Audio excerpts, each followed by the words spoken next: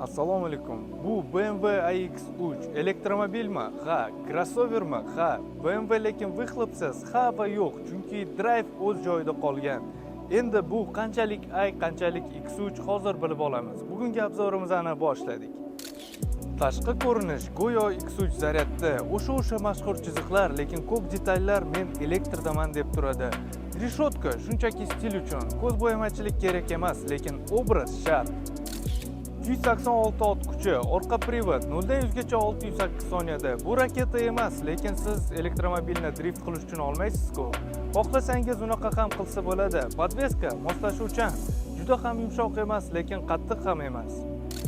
Salon esa bavarcha uslubda ishlangan, oddiy, lekin did bilan. iDrive yuqori darajada, ekran kerakmi? Marhamat.